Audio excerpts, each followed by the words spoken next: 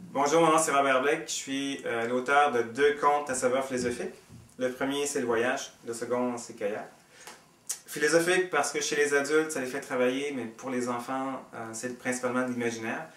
Ce qu'il faut savoir, c'est que les deux se promènent beaucoup d'une génération à l'autre dans les familles. Donc, ça va de 8 ans pour les plus jeunes à 101 ans. 101 ans étant un record à ce jour. Un petit résumé. Le voyage, c'est principalement une conversation entre un vieux sage, M. Jacot, et une petite fille, Paola. Et leur conversation se prête à raconter des histoires. Donc, tantôt des contes, tantôt des légendes, tantôt des poèmes. Un exemple d'histoire, c'est Sayana. Et il vient en réponse à Paola qui dit à M. Jacot, en parlant des adultes, m'a dit peut-être qu'on devrait leur déboucher l'oreille du cœur. Et là, il l'histoire d'une petite princesse qui est née avec une oreille collée sur le cœur. Et pour survivre, il faut que les gens autour d'elle, à commencer par le roi, il faut qu'ils écoutent leur cœur. Bon, parmi les témoignages intéressants que j'ai eus, il y a entre autres Mme Deschâtelet, quand je faisais son émission de télé, à un moment donné, je suis parti à rire parce qu'elle le présentait à la caméra en disant écoutez, je suis un matin, ça va pas bien, faites-vous un cadeau, lisez-en des petits bouts. Ça, c'est pour le voyage.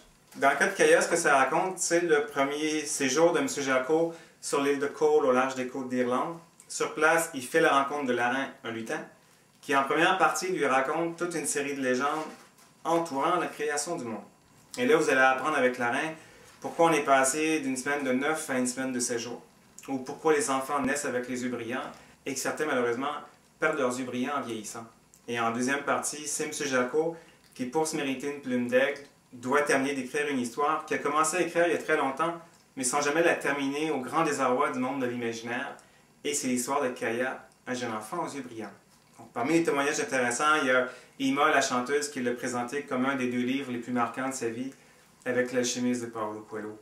Il y a aussi Christine Michaud de Salut Bonjour Week-end, qui, lorsque je l'ai présenté à TVA, m'a écrit un courriel en me disant « Merci Robert d'avoir enjolivé ma vie ». Ce qu'il faut savoir, c'est que les deux sont constamment comparés soit au Petit Prince, en fait 9 fois sur 10 c'est au Petit Prince, parfois aussi à L'Alchimiste de Paulo Coelho.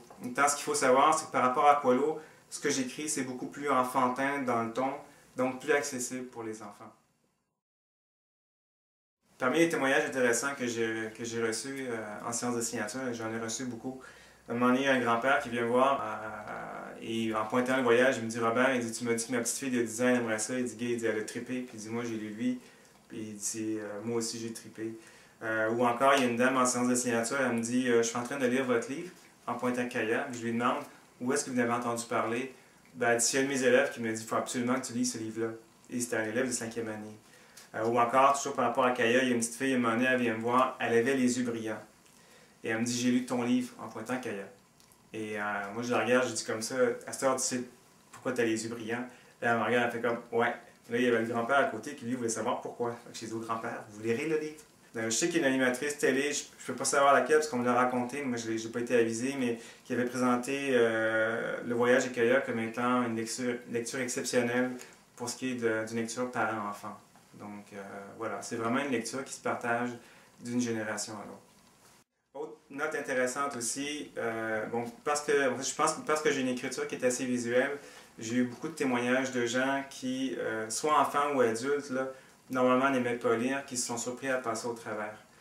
Par exemple, dans le cas de Kaya, il y a une mère qui m'a écrit un courriel en me disant « Cher Robert, mon fils Sean, 8 ans, n'aime pas lire, mais elle dit depuis qu'il est né dans Kaya, c'est lui qui, le soir venu, lit Kaya à sa mère. »